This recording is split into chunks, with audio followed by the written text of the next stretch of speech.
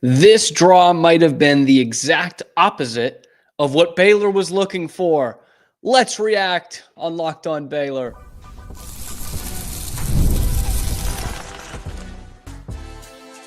You are Locked On Baylor, your daily podcast on the Baylor Bears. Part of the Locked On Podcast Network, your team every day.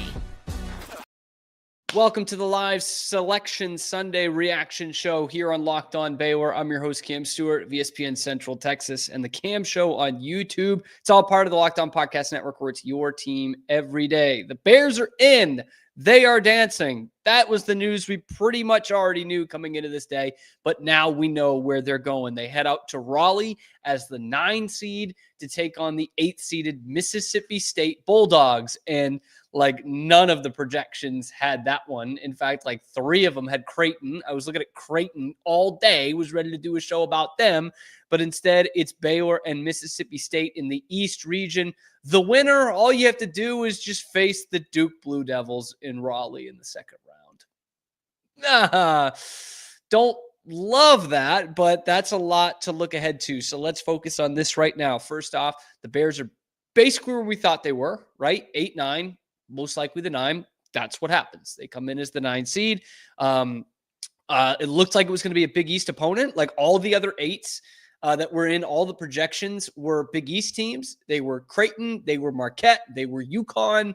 And I think they play a style of basketball that's been very tough for Baylor. I mean, you look at the results, especially with how they played Creighton 2 years ago. And instead they get an SEC team. A team in Mississippi State that finished 9th in the SEC, in a very good, very deep SEC.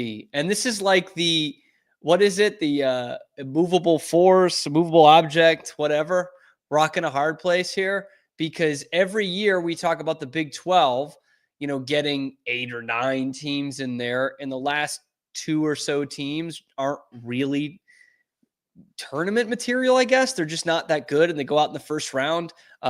We saw, with BYU last year, everyone was very high on them, including me. They went out on day 1. SEC is kind of that conference this year. But the problem is Baylor's one of those Big 12 teams. That's one of the last ones, if not the last one, as we're still trying to get this figured out here, get it all done. They might have been the last team that got in for the Big 12.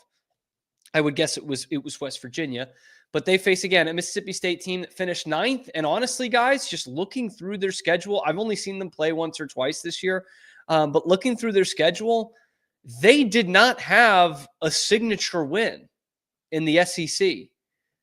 They had really one, I would say, signature win all season long, and it came in December. They beat Memphis, who was ranked 16th at the time. They beat them on the road. This was December 21st, so I don't know if that game was actually in Memphis or it was some kind of tournament. But they just look like the team that hung with a lot of good teams in the SEC. They lose to Kentucky by 5, or they lost to Alabama by 4. And these guys can put up the points. Those games were 95-90 and 88-84 respectively, because they don't like playing defense in the SEC, contrary to what they do in football. But they were just an almost not quite team all season long. Every ranked matchup they lost. Again, Kentucky, Tennessee, Alabama, Mizzou, Florida. And if I hadn't mentioned the score already, they lost by double digits. They lost to Alabama by 38 points last month. They lost to Florida twice by double digits both times. They lost to OU. They lost to Texas. That's the other thing, too, that I'm noticing in their schedule is desperate teams down the stretch they lost to, which it's not a great sign for tournament teams. And you look at Baylor and you say, well, they lost to Cincinnati a couple weeks ago. They're not going to make the tournament. That was a desperate team. Yep. And then they went on the road to TCU a week after that and needed to beat TCU, and TCU needed to beat them to get into the tournament, and Baylor won that game. But you look down the stretch for Mississippi State, again, against some desperate teams. Oklahoma, they lost. Texas, they lost. They cruised by LSU in the conference tournament because they needed to. Arkansas, they lost 93-92. They lost to Missouri in the conference tournament. The only signature win they had from January 1st on was beating A&M at home. And A&M's a good team, but we've seen how up and down the Aggies have been this whole year. I mean, still solid. That's a good win for them. But I don't think this was the worst matchup the Bears could have got in the first round. I don't. In fact, I'd rather have Mississippi State than a lot of those Big East teams. Ken Palm likes them, though. I mean, and Ken Palm's loved Baylor all season long. In fact, Ken Palm would have Baylor as the favorite. Baylor 29, Mississippi State 32. So they still like both these teams, even though they did not have the season they were looking for. Obviously, Baylor 19-14, Mississippi State 21-12. The offensive numbers definitely they look better for Mississippi State than they do. I was looking at the defensive numbers. Defensive numbers are a little bit better for Mississippi State than they are for Baylor, but the offensive numbers favor the Bears. So that goes to show you how little defense they're playing in the SEC, because Baylor wasn't putting up 90 in those games. But then again, Mississippi State's probably looking down Baylor's schedule and saying, where was their signature win? St. John's, November? Kansas win was still a pretty good one, but I'll bet that's what they're thinking in there. So I'm interested. I mean, this live is for you guys. I mean, we haven't really been able to dive into too much yet. So let's take the raw reactions on what you guys think this is. So obviously after Mississippi State, it's Duke. If you're able to advance that far, it sounds like Cooper Flagg is going to play. So contrary to what we were saying on the live, after the Tech game on Thursday, maybe you're not going to catch that break of maybe getting Duke before Cooper Flagg comes back. And it is a home game for them, obviously, in Raleigh. I mean, Raleigh is right next door to Durham. So it is going to be a bit of a home game, although everyone else in the arena will be rooting against Duke, like vehemently rooting against Duke, those who aren't there in Duke colors. So maybe that helps you a little bit. Maybe, but obviously not exactly what you were looking for in that second round matchup, but you got to win the first round matchup first. Like I would have liked to, you don't want to see any one seed. I would have liked to have seen Florida, which is what Lenardi had him as the last bracketology update before the show. Just because I don't know enough about Florida, the way I've watched a ton of Duke, I've watched plenty of Auburn this year, but Florida was one that obviously is a very, very good team. But I was like, maybe they don't have the experience in the tournament. But anyway, let's see what we got in the comments here, what you guys are thinking. Mikey says we're cooked at this point, really only one game at a time. I mean, yes, that's what the tournament is. It's not a 7-game series. Yeah, Mikey, it's one game at a time. That's a good point. Billy says, could be a good matchup if our boys play like they finished the regular season. And I think that's the big takeaway here, which is what we'll talk about a lot this week on the show, is the team that you saw the last couple of games is different from what you saw a couple weeks ago. I don't want to make it this whole big thing like, oh, now they're ready to make this run. And I did say on the post-Tech reaction show, like you really wanted to have that turnaround happen a month ago where you could build some real positive momentum, get some signature victories, and then get into the tournament like that. You don't have that luxury. You can't go backwards. But the effort that this team showed, again, I think that could be enough to beat this Mississippi State team. Josh Hubbard is their guy. He's a combo guard, kind of the classic combo guard. Is a decent 3-point shooter, not as good a 3-point shooter as he thinks. He hits about 35%, but he takes over 9 a game and averages 19 points a game, which is pretty impressive. I mean, that's the guy.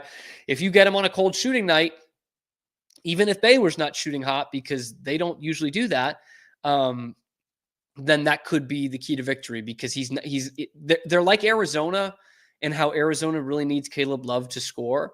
Like, they need Josh Hubbard to score in order for them to get big wins. It's just how it is. They lose to Missouri in the conference tournament. He goes 8 for 22. He scored 24, but he went 8 for 22. That's not very efficient, right? Or the loss against Texas in overtime. He only had 16. Loss at Arkansas, where they scored 92 points. He only had 17. So if you're keeping him under 20, which is still, I mean, his average, then you got to feel good about yourself. Got to feel good about it.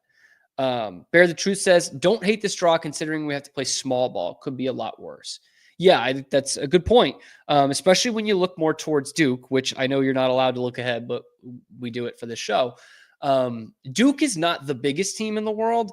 They're way more athletic than you and way better than you. But at least that part of the game is taken away, which is something I was really concerned about in facing Creighton with Ryan Kalkbrenner, you know, the 7-footer.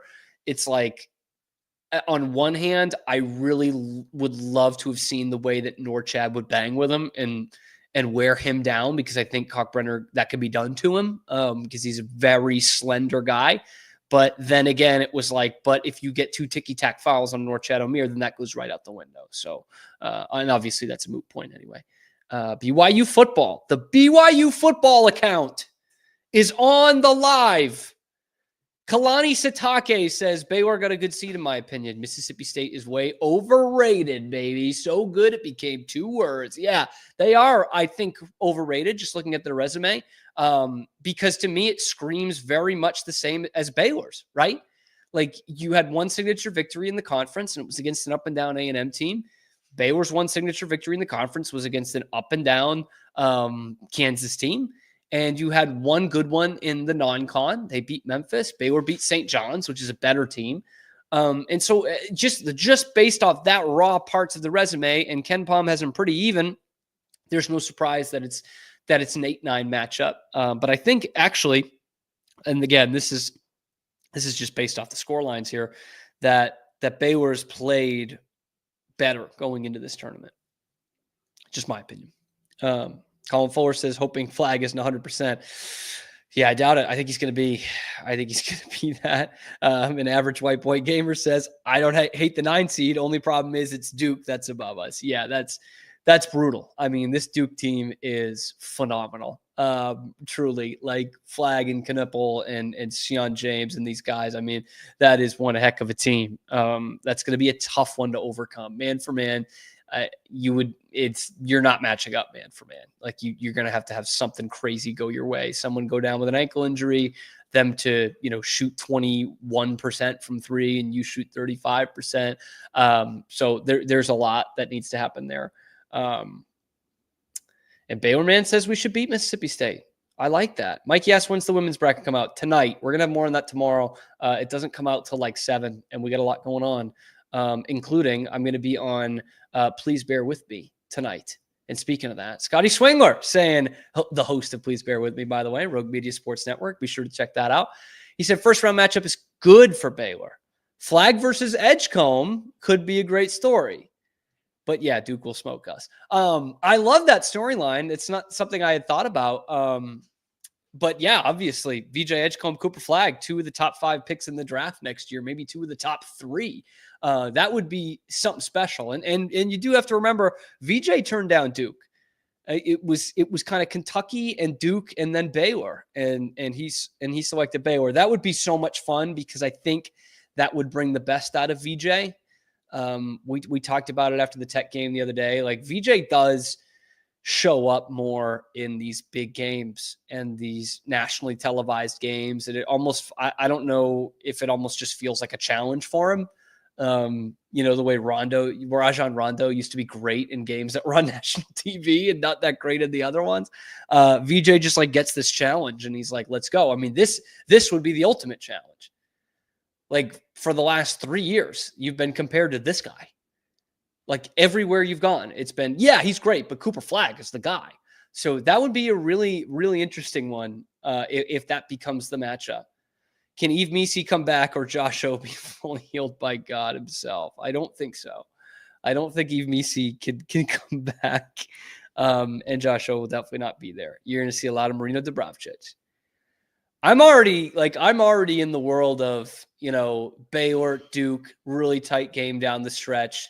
Cooper Flag going in for the layup. Marino Dubravcic gets in front of him. The ultimate makeup call of all time, 15 years later. They call it a charge. Cooper Flag fouls out. Marino Dubravcic is the hero, and Baylor goes to the Sweet 16. Maybe I'm putting the the skis ahead of me a little bit here. But Baylor in the East region against Mississippi State.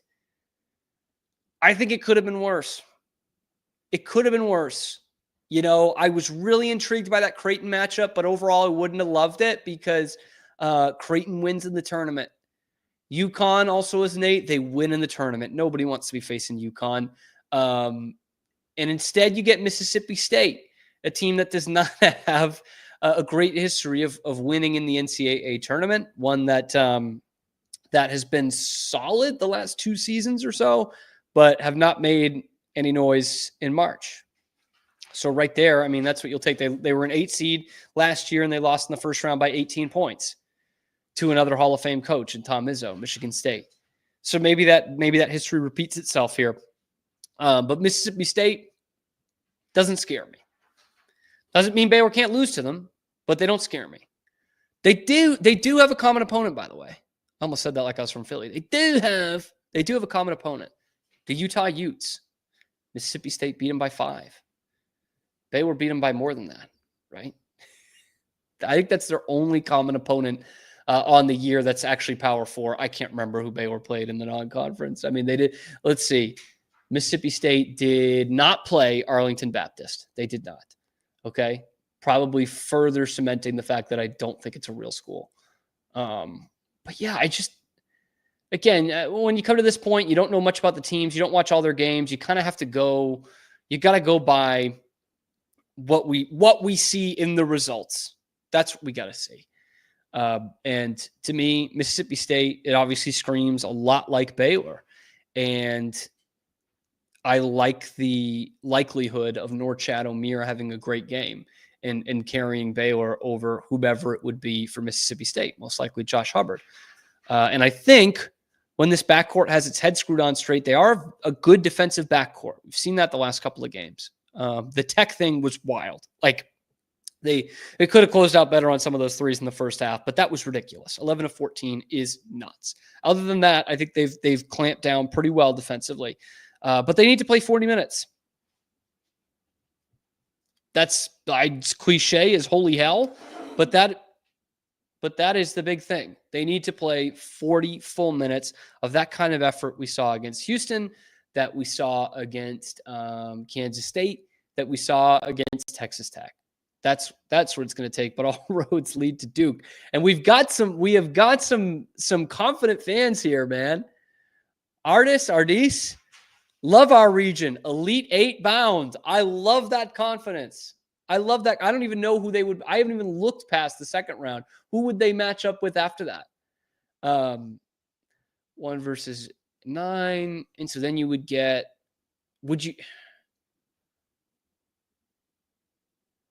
BYU is, they're also in this region, by the way.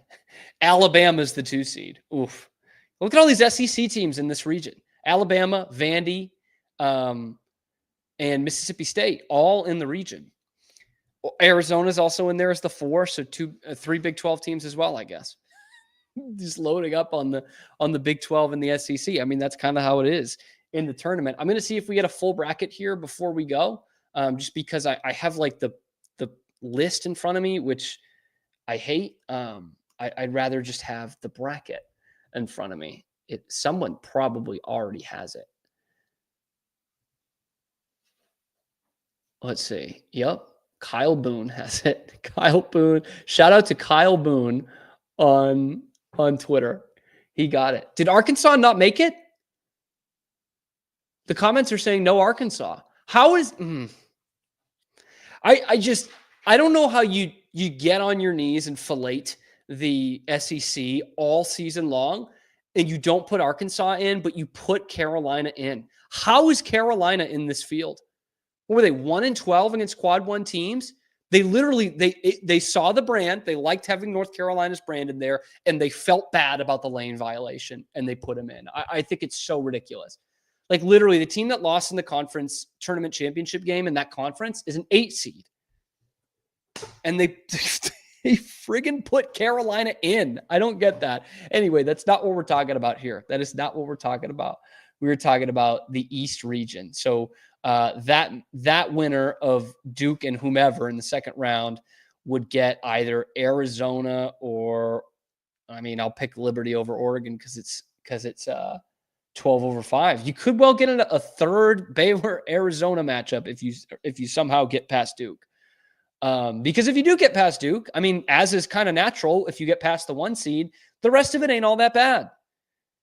Alabama, I do not trust Alabama. I didn't last year and it got them to the Final Four. So what do I know? But I just don't know how many times you can go to the Final Four and really compete for a national championship when you can't play defense. Like, they can't, man. And obviously it was their undoing at the end, but they did make the Final Four. Arizona, you guys know how I feel about Arizona, about Caleb Love. I mean, I don't think he's as good as VJ Edgecombe. He is so Jekyll and Hyde. It's a pretty simple formula. If Caleb Love is not on his A game, he's so ball dominant. He's one of those guys who thinks, I'm the best player on this team. I need to have a great day in order for us to win night in, night out. And if he doesn't have a great day, they're screwed. But who knows? Maybe it'll be Baylor versus Mount St. Mary's in the second round. Baylor versus American. That's likely. And then, like, if I'm looking at the other 2 seeds, I would be more scared of 2 seed Tennessee. I would be more scared of 2 seed St. John's. St. John's is as hot as anybody in the country right now, which is far and away Baylor's best win on the schedule. A miracle one at that. They should have lost it. And I'd probably have Alabama over Michigan State, the way Michigan State plays defense, for being honest. So overall, the region itself is not that difficult. Now, that's what I said last year. I would have loved last year's team in this region here. I think that would have been a fantastic matchup with Duke if this was last year's team, just the athleticism, the skill. But it's not. It's not. And you guys know this better than most. Like, you got to take a shot of whiskey when you watch this team. You just don't know what you're going to get night in, night out. But look at this. I mean, we got some confident Bears here. Chino, I like our chances. Okay. Thank you, Average White Boy Gamer. Arkansas did make it. Am I right? Yeah, they did. A 10. I don't know why it said it in the comments that he didn't. I just didn't look at that region because I was looking at Baylor. That's me being stupid. VJ is better, Chino. I believe that. And Arkansas did knock around Mississippi State. They beat him a couple of times. It was only by 1 the second time. And Baylor's beat Arkansas this year. Yes, we did get Duke. Houston bracket is nice. Where do they get? SIU, Edwardsville. And then, I mean, Gonzaga, though, I know they're an 8, but this is what they do. They make the Sweet 16 every year. Every single year they make it. Clemson, I was hoping we would get another shot at them. That team might be better than they were last year, and we're much worse, but I don't know. I just kind of wanted a shot at them again. Yeah, I think that's actually a pretty good region for Houston, which we'll talk about in a greater Big 12 sense, I'm sure. But Tennessee, I really like still, and Kentucky can get favorable matchups and get there. Anyway, bro, I don't know. We lost to Colorado. Yes, we did lose to Colorado. Yeah, that sucks. But yeah, we did lose to Colorado. Yeah, John Calipari versus Bill Self. That's nice. But it's Baylor and Mississippi State that we are focusing on. Friday in Raleigh. Do we have a time on that on Friday? If someone knows it, drop it down, because I don't have that. Just that they're going to play on Friday. So it's a Friday, Sunday next week. Baylor and Mississippi State. Winner gets Duke. Hooray. Fantastic. That's what we all want. Let me know how confident you guys are down in the comments below. Be sure to like and subscribe. Let me know what you're thinking about Baylor's chances in this tournament. Let me know what you're thinking about the women's chances. Again, that's more we're going to talk about tomorrow, but drop that down in the comment section below. And if you have Baylor in the Final Four, let me know and let me know why. We will keep you updated all week long. I'm about to do a little Please Bear With Me with Scotty Swingler. I'm also going to do a crossover with Drake Toll talking about the Big 12 and, of course, a big focus on Baylor and their draw in this tournament. That will be the episode tomorrow. So let me know what you guys think, because we're going to go more in depth on this thing. But let me know your instant gut reaction about Baylor as the 9 seed, Mississippi State as the 8 in round 1 Friday afternoon. Like, subscribe, ring that notification bell to get notified every time we got an episode or we're going live. It's here on YouTube or wherever you get your podcasts. We will see you tomorrow, Bears. There's no turning back now on your favorite show, Locked On Baylor.